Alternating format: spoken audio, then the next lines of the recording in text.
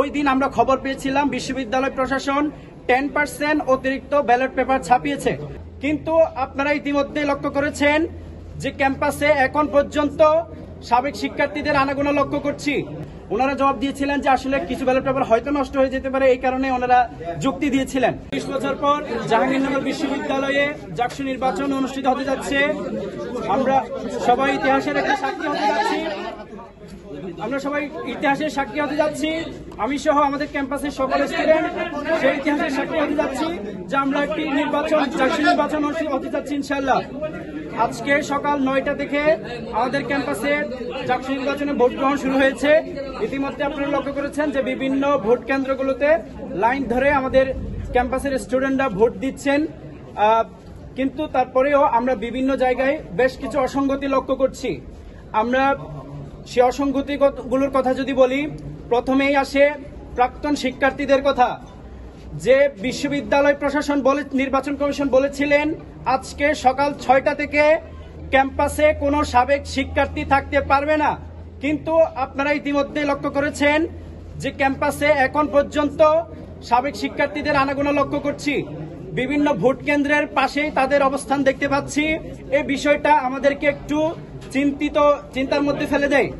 তার পাশাপাশি আরো একটা বিষয় আমি আপনাদের জানিয়ে দিতে চাই, আমাদের শহীদ সালাম বরকত হলে টোটাল ভোটার সংখ্যা 299 জন, কিন্তু ওই ভোট কেন্দ্রে টোটাল ব্যালট পেপার গিয়েছে 400টা।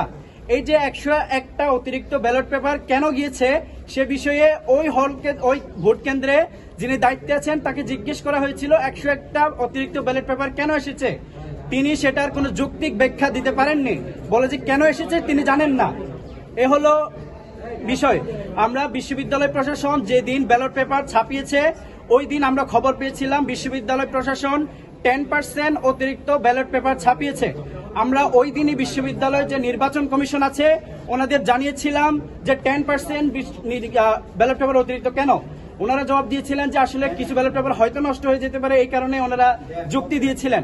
কিন্তু ওই দিন আমাদের সাথে বৈঠকের পরে সিদ্ধান্ত হয়েছিল কোনো ভোট কেন্দ্রে অতিরিক্ত কোনো ব্যালট পেপার যাবে না। কিন্তু আজকে যেহেতু শহীদ সালাম বরকত হলে 101টা অতিরিক্ত ব্যালট পেপার গিয়েছে, সে বিষয়টা আমাদেরকে একটু চিন্তার মধ্যে ফেলে দেয়।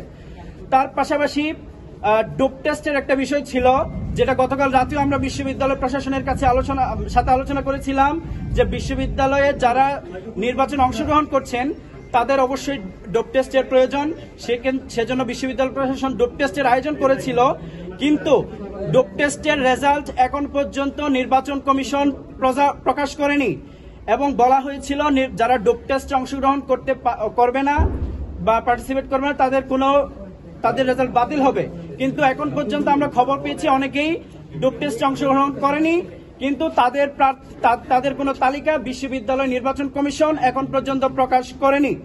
তার পাশাপাশি আমরা যারা ডোপ টেস্টে অংশগ্রহণ করেছি তাদের যে রেজাল্ট পজিটিভ নাকি নেগেটিভ এ সংক্রান্ত কোনো তালিকা বিশ্ববিদ্যালয় নির্বাচন কমিশন দেয়নি। তার পাশাপাশি পুলিং এজেন্টের বিষয়ে বলি, পুলিং এজেন্টের বিষয়ে গতকাল রাতে সিদ্ধান্ত হয়েছিল যে বিশ্ববিদ্যালয় প্রশাসনকে আমরা নির্বাচন কমিশনকে জানিয়েছিলাম অবশ্যই প্রত্যেকটা ভোট কেন্দ্রে পোলিং এজেন্টের প্রয়োজন আছে। সেই প্রেক্ষিতে গতকাল রাতে ইনস্ট্যান্ট সিদ্ধান্ত নিয়ে একটা প্রজ্ঞাপন জারি করা হয় যে অবশ্যই প্রত্যেকটা ভোট কেন্দ্রে পোলিং এজেন্ট রাখবেন।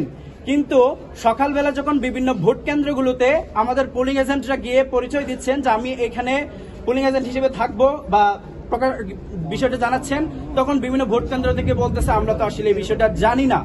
আমার প্রশ্ন হচ্ছে বিশ্ববিদ্যালয় প্রশাসন নির্বাচন কমিশন যেখানে প্রজ্ঞাপন জারি করে দিয়েছেন এটা সবারই জানার কথা, কিন্তু বিভিন্ন ভোট কেন্দ্রগুলোতে বলা হচ্ছে আমরা আসলে জানি না। কিন্তু পরবর্তী বিষয়টা একটু ওই সমস্যাটা সমাধান হয়েছে। আমরা নির্বাচন কমিশনের সাথে কথা বলে আমাদের বিভিন্ন যে ভোট কেন্দ্রগুলো আছে সেগুলোতে আমরা পোলিং এজেন্ট বসিয়েছি। এ হলো নির্বাচনের সার্বিক পরিস্থিতি।